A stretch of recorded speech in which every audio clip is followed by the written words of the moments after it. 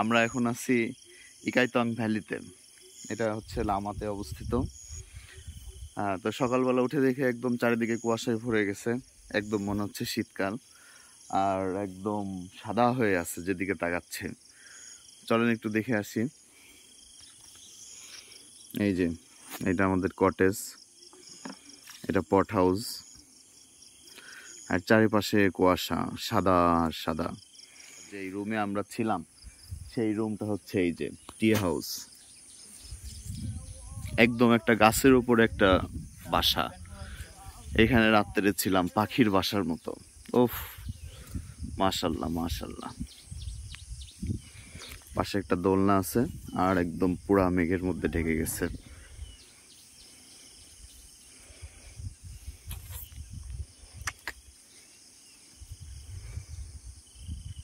চারিপাশে কি অবস্থা দেখেন।